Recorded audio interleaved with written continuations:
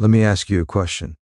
When you feel a surge of anger at a colleague's underhanded comment, when a cold wave of anxiety hits you after a conversation with a certain family member, when you find yourself brimming with a desire to please someone who has given you nothing but chaos, do you believe that emotion is yours? Truly, authentically, wisest. We cling to the idea that our feelings are our most private domain, the one place where we are sovereign. It is a comforting lie, and it is the first lie they exploit. The most dangerous predators in our world understand a fundamental truth. Emotions are not just reactions, they are systems, predictable, manipulable systems. And for the psychopathic mind, your emotional landscape is not a sacred space, it is a tactical map. They don't just trigger your emotions by chance, they engineer them by design. They become puppet masters in the shadows, learning which strings to pull to make you dance to a tune you never chose to hear. The first and greatest weapon in their arsenal is the illusion that you are still in control of your own heart. Think of it this way. A master safecracker does not bash the safe open. They listen. They feel for the subtle clicks, the faint vibrations that signal a mechanism aligning. They apply precise pressure in a precise sequence. The psychopath operates on the same principle, but the safe they are cracking is you. Your vulnerabilities, your hopes, your fears, your deepest needs for love, recognition, or stability. These are the tumblers. Their initial approach is one of intense, focused observation. This is the reconnaissance phase. They listen, not to connect, but to catalog. They note what makes your face light up with pride. They file away the story that made your voice crack with old pain. They remember the person you mentioned with a hint of lingering resentment. All of this data is collected dispassionately, without the filter of shared human feeling. It is cold, clinical intelligence gathering. Then they apply the pressure, not random pressure, precise, calculated pressure on the very points they have mapped. They know you crave validation, so they withhold it, creating a quiet thirst, and then offer a single, stunning drop of praise that floods your system. They know you have a fear of abandonment, so they craft a scenario where you feel you are on the verge of losing their singular, unique understanding, forcing you to scramble to close that distance. They know a past injustice still burns within you, so they will mirror that anger back at you, not because they share it, but because they know that shared rage creates a powerful, addictive bond. Your resulting emotion, the gratitude, the panic, the fierce loyalty, feels real. It is real in its physiological effect on you, but its origin is not organic. It is a manufactured response to a manufactured stimulus. You are not reacting to a genuine person in a genuine moment. You are reacting to a carefully crafted performance designed to elicit that exact reaction. This is the secret. They are not causing emotion in spite of your personality, but because of it. Your kindness is not a shield against them. It is the lever they use. Your empathy is not a deterrent. It is the gateway. They take the very core of what makes you human, what makes you you, and they turn it into the blueprint for your own manipulation. Anger you feel is not yours. It is an anger they implanted by subtly twisting a narrative. The obligation you feel is not born of duty. It is a chain they forged by staging a crisis only you can solve. The love you feel, that most powerful of all emotions, is often a phantom, a reflection of your own capacity for love beamed back at you by a hollow mirror, designed to bind you to its source. We believe our emotions tell us the truth about the world, but in the presence of this predator, your emotions are no longer a compass. They have become the trap. The first step to breaking their control is to confront this unsettling reality. In that dynamic, your feelings are not your own. They are the signature of your manipulation. Recognize the pattern, and you take back the first crucial piece of your soul. The cage door swings open. Now you must choose to see the bars. But to pull those strings, to apply that pressure with such chilling precision, they require a tool, a scalpel. You call it empathy. And here is where they perform their greatest trick, a dark alchemy that twists a fundamental human connection into an instrument of control. They weaponize empathy itself. To understand how, you must forget everything you think you know about it. In our world, empathy is a unity. It is understanding another's pain and feeling its echo within yourself. It is what bridges the solitary islands of our souls. For them, it is not a bridge. It is a blueprint, a schematic. They have torn empathy apart into its component pieces, and they use each one with a surgeon's detached intent. First, there is what we will call cold empathy. This is pure, undiluted cognition. It is the observational phase. It is watching you, noting the micro-expressions that flicker across your face when a certain topic arises, a slight tightening around the eyes, a fleeting downturn of the lips. It is hearing the subtle shift in the timbre of your voice when you speak of a childhood dream or a past betrayal. It is remembering every name you mention with affection or disdain. This is not feeling with you. This is data acquisition. It is a predator reading the wind, listening for the heartbeat of its prey in the underbrush. They are building a psychological profile with the efficiency of a machine, mapping every emotional landmark. Your joys are coordinates. Your fears are vulnerabilities. Your loves are access points. This cold empathy grants them a terrifying clarity. While you are navigating a conversation by feeling, they are navigating you by diagram. And then, once the map is drawn, they deploy the second piece, hot empathy, or more accurately, the flawless, soulless performance of it. This is where the illusion becomes palpable. This is the mirror they hold up to you. When they see your sadness, they do not feel its weight. Instead, they access a library of human response and replicate the appropriate signs, the softened voice, the tilted head of concern, the perfect, timely phrase of understanding that seems to pluck the unspoken thought from your very heart. It is mimicry of the highest order. They reflect your emotional state back at you, not because they share it, but because they know the profound power of being seen. In that moment, you are not mirrored. You are captured. You feel a surge of connection, of being profu, NDLI, uniquely understood. Finally, you think, someone who truly gets it.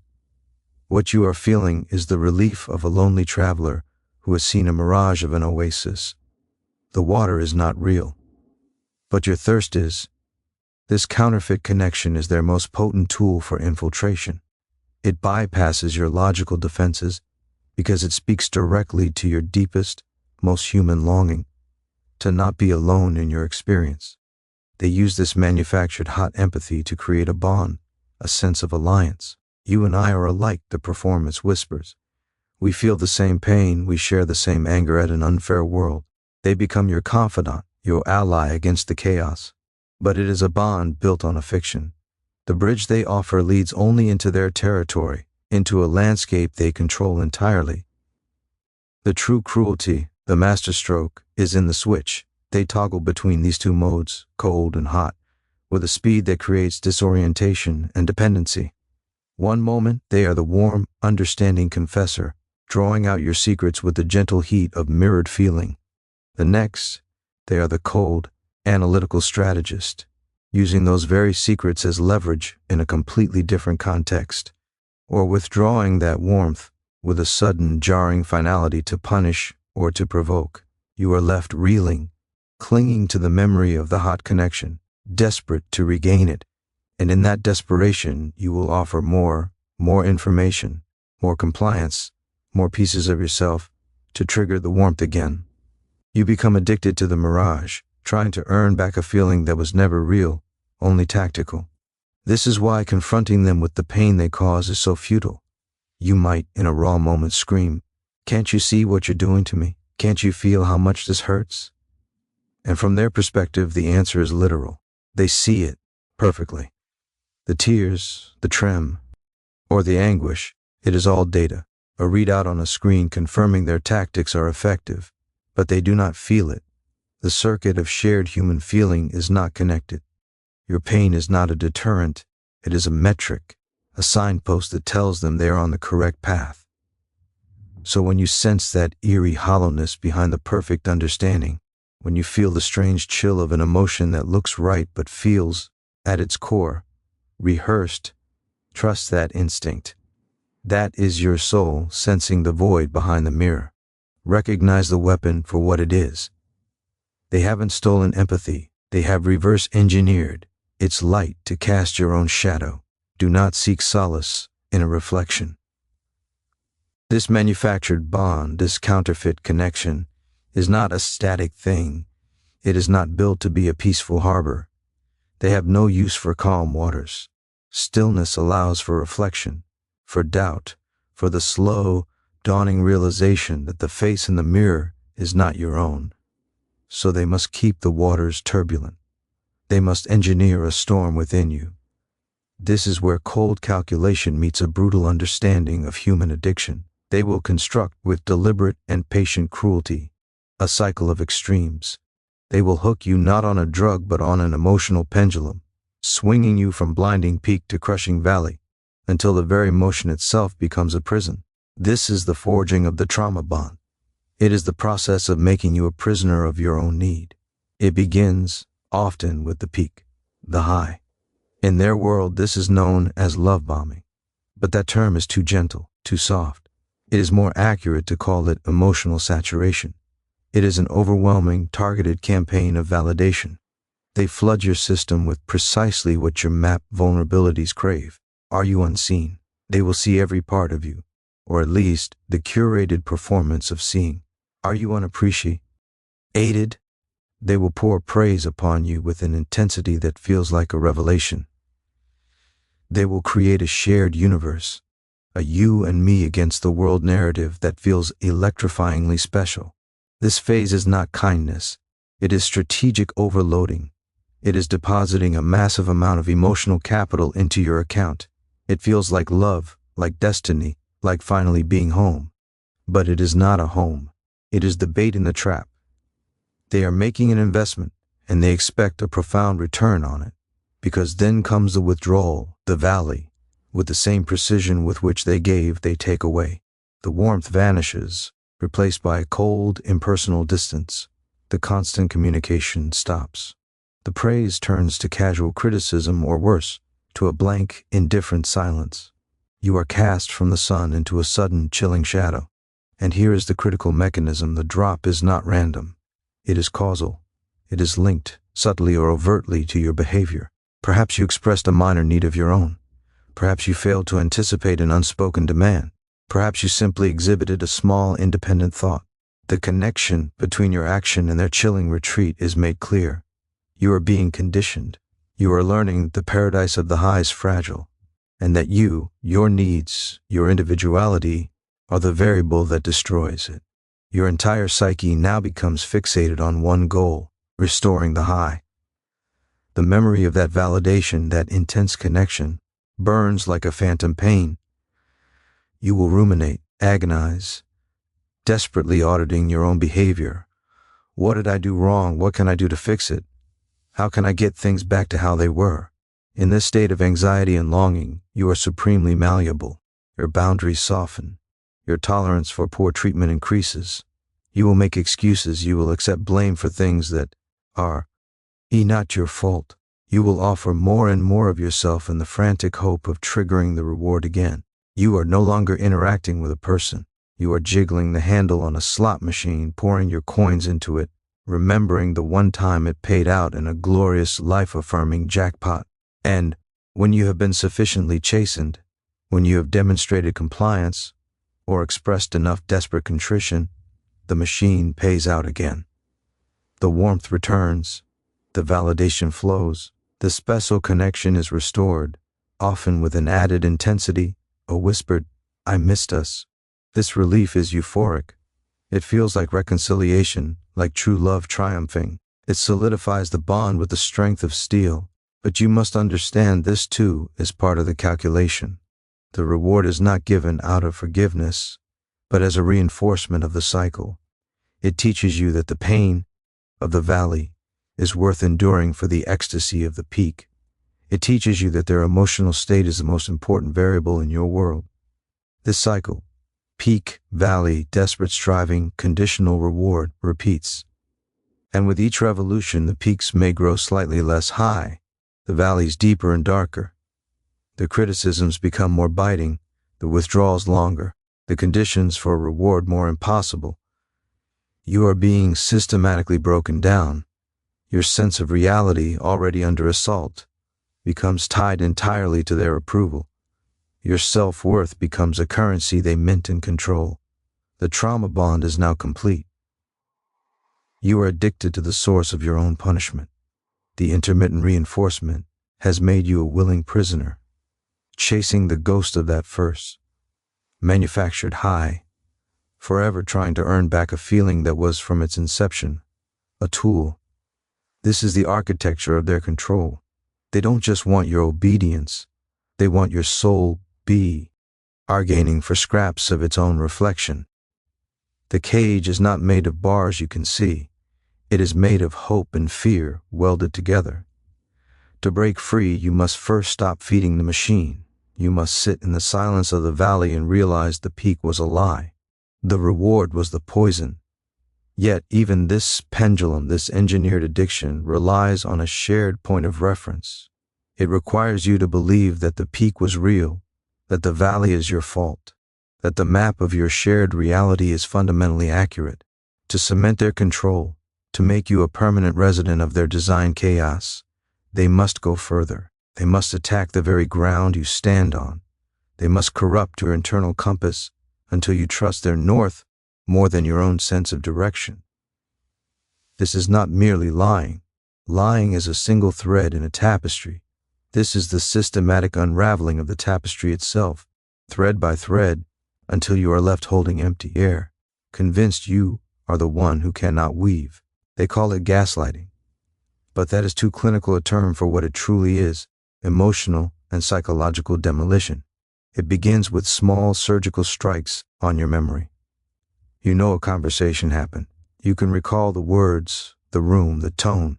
You bring it up, and with a look of perfect, bewildered innocence, they say, "That never happened. You must be imagining things."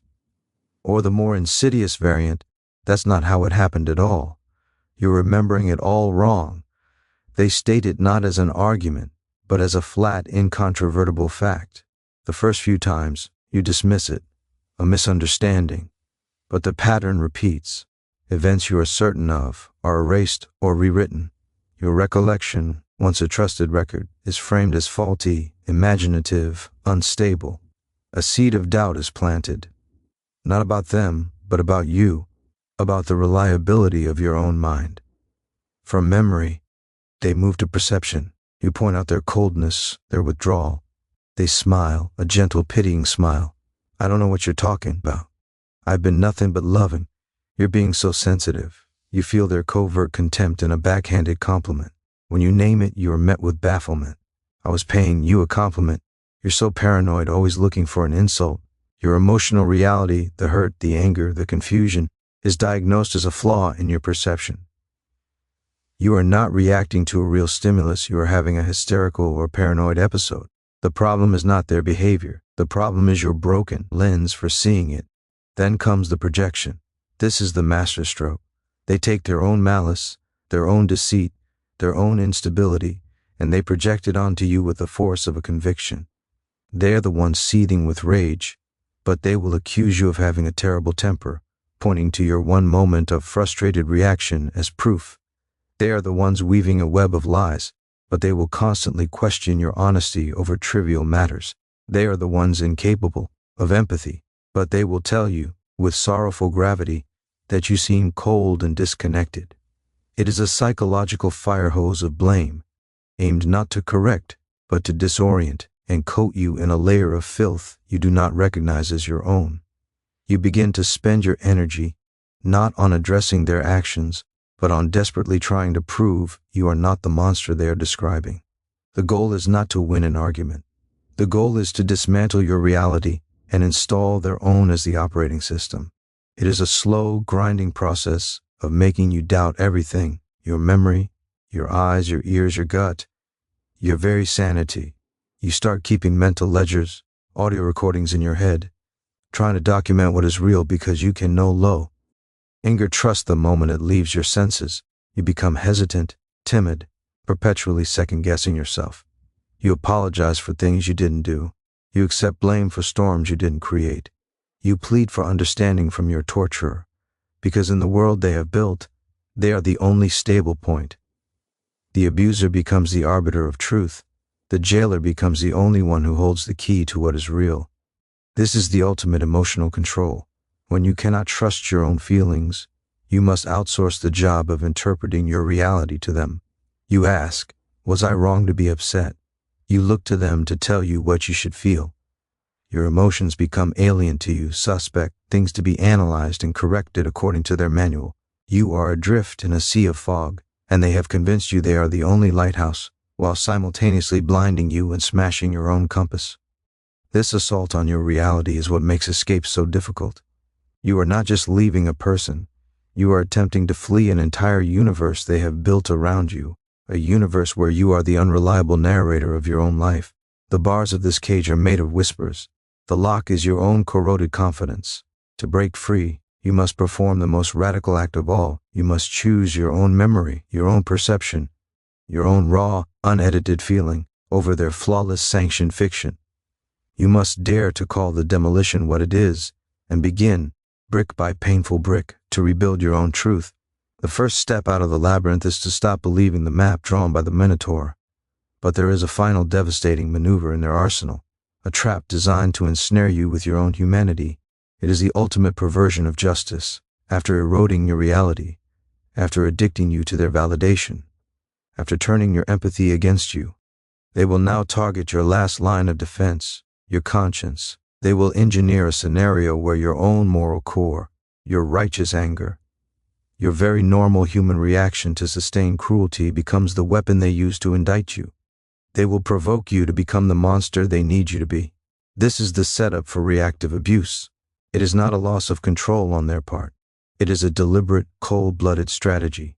The process is a slow, steady pressure on a bruise they themselves created. Think of the environment they've built, the constant gaslighting that makes you question your sanity, the emotional withdrawals that leave you starving for connection, the covert insults disguised as jokes or just honesty, the endless moving of goalposts that ensures you can never succeed. You exist in a state of low-grade panic, of hypervigilance, walking on eggshells that they are constantly, subtly, cracking under your feet. Your nervous system is a live wire, frayed and exposed. Then they apply the precise pressure. It is a comment delivered with innocent timing that mocks a deep insecurity they cataloged long ago.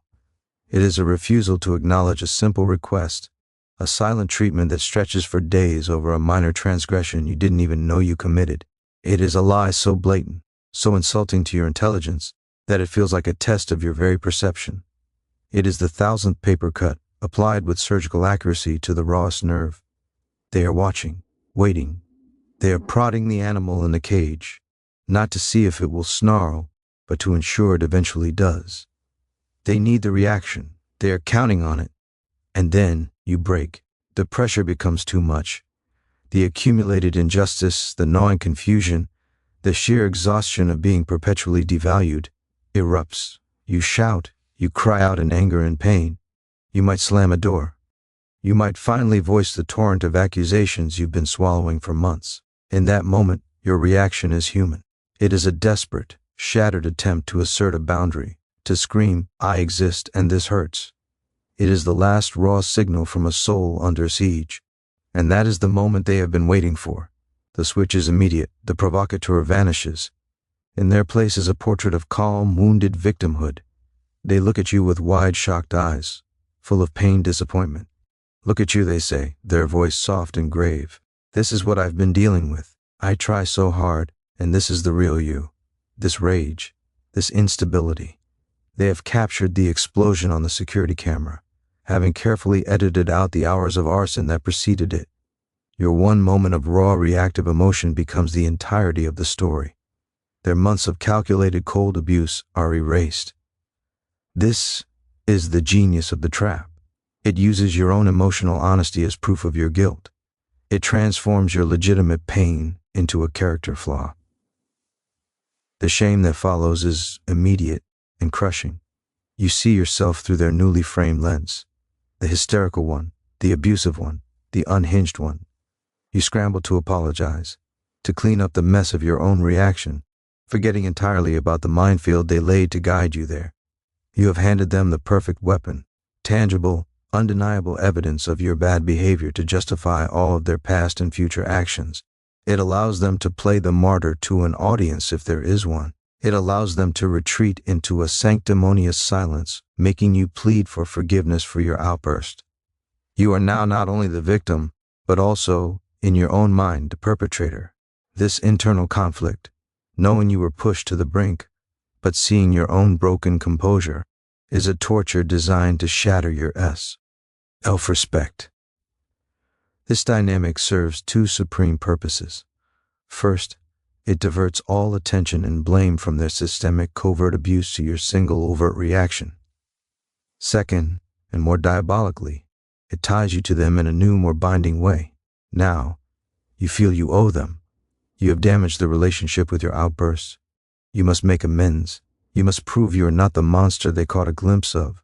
The cycle of pursuit, penance, and conditional reward begins again, but now from a position of profound, manufactured guilt on your part. This is the final secret layer of their control, making you an accomplice in your own imprisonment. They forge a jailer's badge from your moment of honest anguish and pin it to your own chest. They turn your heart into a witness against you. To escape this final trap, you must refuse to accept the indictment. You must learn to see the long, slow burn that led to the single visible flame. Your reaction was not the crime, it was the symptom. The crime was the 1,000 silent cuts that came before. Stop apologizing for the echo and learn to silence the hand that clapped in the dark. All of this, the mapping, the mimicry, the engineered storms, the dismantling of your reality, the trap of your own reaction, creates a system, a closed, airless ecosystem designed to sustain only their control. To survive it, you must not fight on their terms. You cannot out-argue a gaslighter. You cannot outperform a mirror. You cannot win a game where the only winning move is not to play. The true antidote, the only path to reclaiming what they have sought to steal, is not to attack the fortress. It is to stop feeding it, to starve it of the very currency it needs, your unregulated emotional response, your desperate need for their version of truth, your haunted engagement with their chaos. Reclaiming your emotional autonomy is a process of strategic disengagement. It is learning to breathe a different air. It begins with the single most powerful weapon you have left, observation. I call it emotional distancing. This is not numbness. It is not suppression. It is the conscious act of inserting a sliver of space between the stimulus, their words, their actions, their calculated silence, and your reaction. When the barbed comment comes, when the cold withdrawal begins, instead of letting the wave of panic or anger or despair crash over you and carry you into the familiar cycle, you take a mental step back. You observe the feeling as it rises. You label it. This is anxiety he is trying to provoke. This is shame she is attempting to induce. You watch the puppet master pull the string, and instead of jerking, you simply note the tug. This creates a critical breach in their system. Their entire architecture is built on predictable cause and effect. They press the button. You react. By choosing to observe instead of react, you have disabled the button. You are no longer a puppet. You are an audience member, and a show performed for an empty theater is a pathetic thing. This observational stance allows you to see with new clarity. It allows you to trust not their charismatic words, not their dramatic performances of hurt or love, but the cold, hard, documented pattern of their behavior. Your memory may have been gaslit, but a pattern does not lie. Write it down if you must. In one column, their words of love and promise. In the other, their actions of neglect, cruelty, and betrayal. Look at the pattern, not the excuse they attach to it. The promise is the lure. The pattern is the trap. Anchor yourself in that documented reality. When they say, "You know I love you," you do not argue the feeling. You consult the record. Does love, true love, look like this pattern of destruction? The evidence is your truth. It is a rock you can stand on while they try to flood your world. From this position of observation, fortified by the evidence of the pattern, you must re-anchor yourself in your own consistent reality. This means rebuilding what they sought to demolish. It means seeking external mirrors, trusted friends, family, a professional, who reflect back a stable, sane, and consistent image of you. These are your lifelines to the world outside their funhouse. When they tell you that you are crazy, these people remind you of your sanity. When they tell you that, you are unlovable, these people reflect your worth simply by their steady presence. They help you recalibrate your compass. They provide the echo of a healthier, truer reality until you can hear your own voice again. The final and most profound step is to withdraw the fuel of engagement. Stop trying to get them to understand your pain. They understand it perfectly. They simply do not care. Stop trying to get them to admit the truth. Their truth is a weapon, not a principle. Stop trying to win the unwinnable argument or earn the unearnable approval. This is the gray rock method, becoming in their presence as uninteresting and unresponsive as a stone. Provide no drama, no emotional supply, no satisfying reaction. Be bland, be boring, be busy. This is not for them, it is for you. It is the practice of hoarding your emotional energy, your attention, your very soul, and reinvesting it where it will grow, in your own life, your own healing, your own passions, your own real and healthy connections. This is how you dismantle the control, brick by brick, not with a war, but with a withdrawal, not by fighting the phantom in the mirror, but by turning away and walking, step by deliberate step, back into the solid world. They are architects of chaos. Do not live in the house they built. Reclaim your own ground, stone by stone. Build a fortress of quiet certainty they cannot penetrate. The ultimate victory is not their acknowledgement. It is your own profound, unshakable indifference. When you are finally free, the most powerful thing you can do is to turn your back on the empty theater, walk out into the night, and never look back at the puppet show. The strings are only as strong as your belief in them. Cut that belief, and you are already free.